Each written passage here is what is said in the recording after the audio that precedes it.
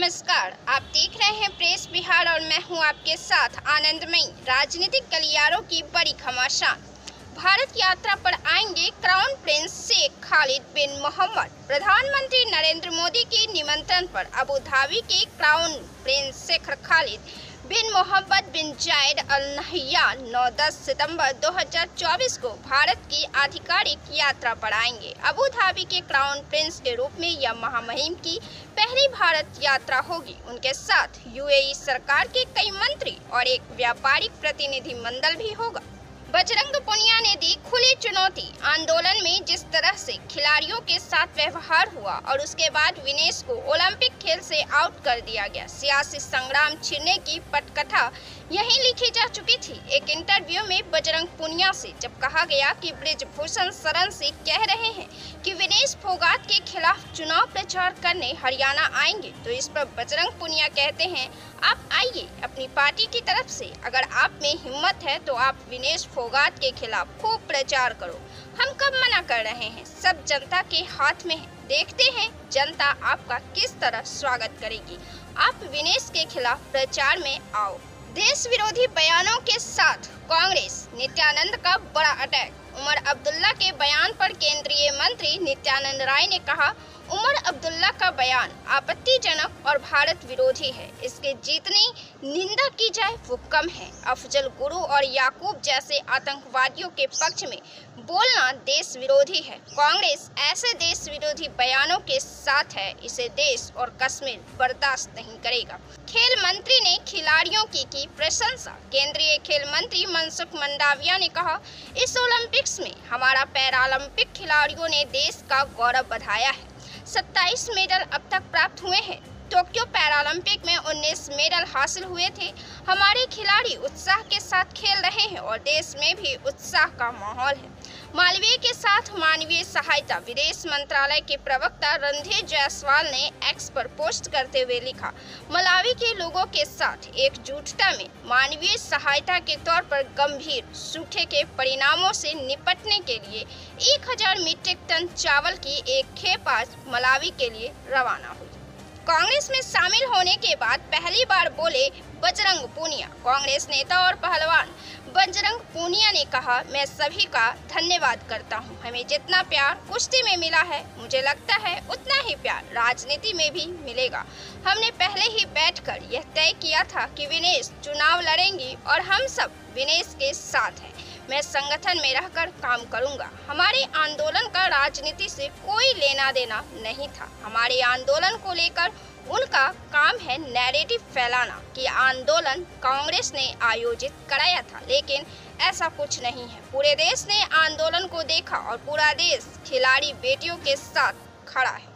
हरियाणा में आप और कांग्रेस के बीच गठबंधन पर कोशिशें।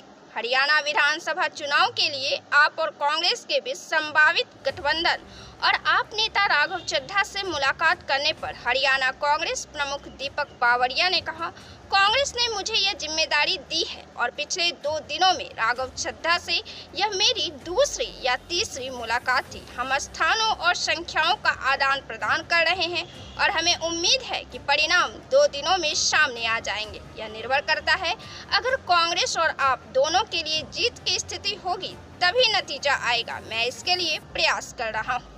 बिहार में होंगे 35 मेडिकल कॉलेज। जेपी नड्डा ने किया उद्घाटन। केंद्रीय स्वास्थ्य एवं परिवार कल्याण मंत्री जेपी नड्डा ने Shri Krishna medical college and hospital के सुपर स्पेशलिस्ट ब्लॉक का उद्घाटन किया। उन्होंने कहा, इस ब्लॉक में बेड की संख्या बढ़ाई जाएगी। इस व्यवस्था के तहत 1205 बेड हो जाएंगे। आज 8 नए मेडिकल कॉलेज खोले जा रहे हैं और इसी के साथ बिहार में 35 मेडिकल कॉलेज हो जाएंगे। भाजपा को मिल सकता है करारा झटका। हरियाणा के पूर्व मंत्री बच्चन सिंह आर्य ने बीजेपी पार्टी से इस्तीफा दे दिया। बच्चन सिंह आर्य ने कहा, मैं पहले भी कह चुका हूं और आज उन लोगों ने मुझे पार्टी छोड़ने के लिए कहा। लोग उनके काम से संतुष्ट नहीं थे। जिंद उनकी कार्यशैली के अनुकूल नहीं था। क्षेत्र के लोगों ने बीजेपी को नजरअंदाज किया है। मैं जनता के टिकट पर चुनाव लड़ रहा हूँ। उन्होंने मुझे ऑफर दिया और मैंने इसे स्वीकार कर लिया, क्योंकि वोट तो उन्हीं को देने हैं। राहुल गांधी पर कटाक्ष, कांग्रेस की सरकार पर निशाना। लोकसभा में विपक्ष के नेता और कांग्रेस नेता राहुल गांधी के बयान पर केंद्रीय मंत्री जितेंद्र सिंह ने कहा, पीएम मोदी जी की वजह से ही मुमकिन हुआ है कि राहुल गांधी आज लाल चौक में जाकर के आइसक्रीम खा लेते हैं, वरना जब उनकी सरकार केंद्र में थी वो साहस नहीं करते कि बंद कमरे से बाहर निकलने की। आज वे इस कदर आज़ाद है, उनकी आज़ादी, सुरक्षा इस प्रकार से बहाल करने का काम भी मोदी जी ने किया है। राहुल गांधी ने क्या कहा है उसका कोई अर्थ नहीं है, जो लोग समझ रहे हैं वो सत्य है। दलाई लामा को देखने पहुंची डिम्पल यादव। सपा सांसद डिम्पल यादव ने कहा, मैं यहां आध्यात्मिक उद्देश्य से आई हूं। महामहिम दलाई लामा आज यहां दर्शन के लिए आए हुए हैं और इसलिए मैं उनसे मिलने आई हूं। हम तिब्बत के मुद्दे का समर्थन करते हैं।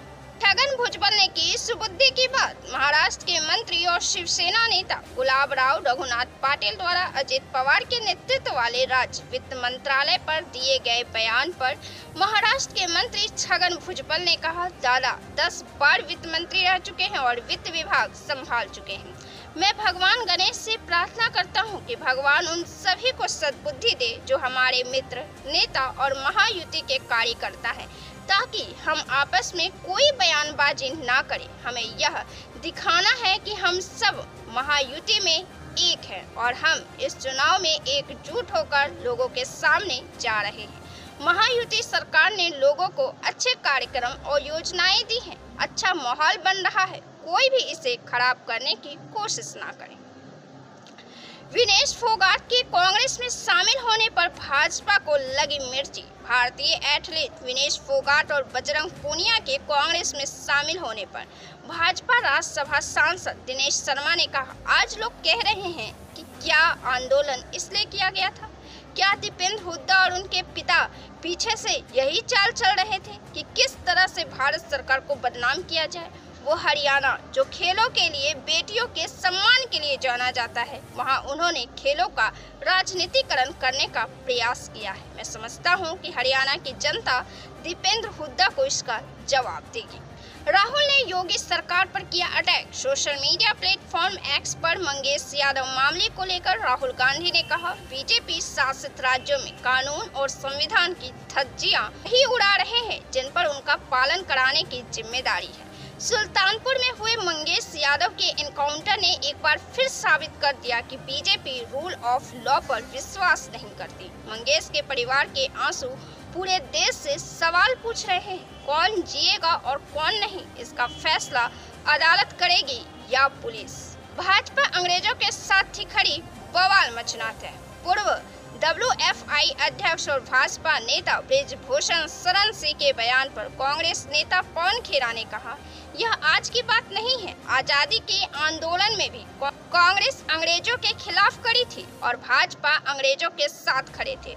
जो गलत करता है भाजपा उसके साथ होती है और वो भाजपा के साथ होता है।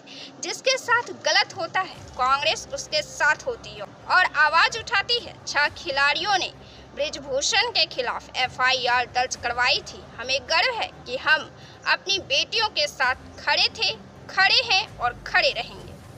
तो ऐसे ही पॉलिटिकल खबरों से जुड़े रहने के लिए देखते रहें प्रेस बिहार। वीडियो अच्छा लगे तो लाइक करें, शेयर करें और चैनल को सब्सक्राइब जरूर से कर लें। बहुत बहुत धन्यवाद।